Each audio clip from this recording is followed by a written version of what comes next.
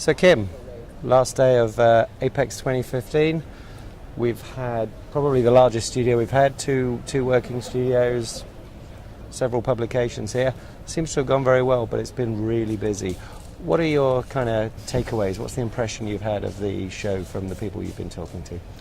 What I like this year particularly, compared to the other years where everybody was feeling this doom and gloom, it was all negative, nobody knew really what was happening, they were complaining about the quality of the visitors.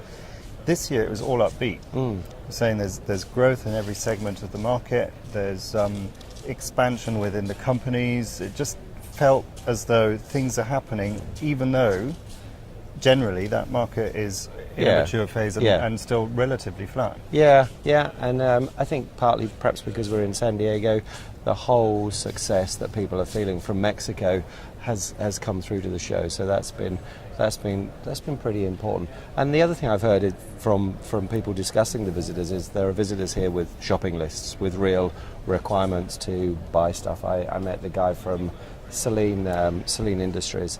100% growth in the last year. Had just purchased a Juki selective solder machine. So lots going on there, and some interesting highlights in terms of content. Been doing the ASM roundtables. They've been great. I think we'll see some really interesting content coming out of those. But some interesting debate around Mexico, around wearables, which of course we very much got a feel for it at CES. So some really good stuff there. What about new technologies? What have you seen in the market? Incremental stuff. From a point of view of new technologies, not so much.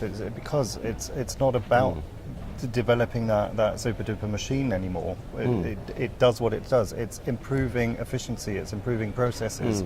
It's moving towards that smart factory, the Industry 4.0.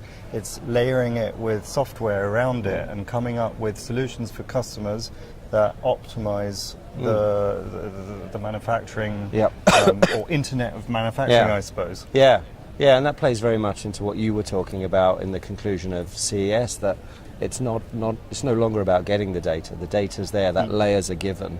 It's about what you do with it and how you process it and what you can generate from it. One of the products that jumped out for me was a press launch last night from Henkel, a product called GC10.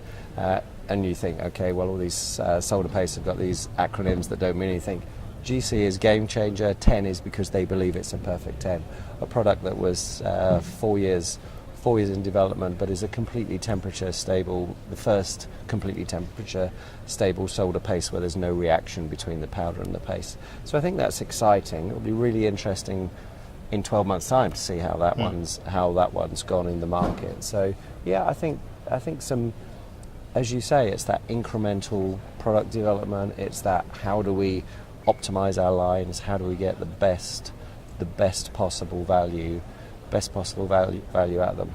And with that, it's a close partnership now, with customers. Yeah. It's getting to them at the beginning of their needs, so working with them to develop solutions that fit their particular business model. And if it's so from an equipment perspective, already working with people there, seeing what their needs are. If it's a contract manufacturer, getting in early, providing end-to-end solutions for them. Yeah, and providing that parallel roadmap, which I think is what really works. So looking at our roadmap, what's next for us? We've got Innovations Forum in Böblingen in 2 weeks. Forum in Böblingen, which is going to be very exciting,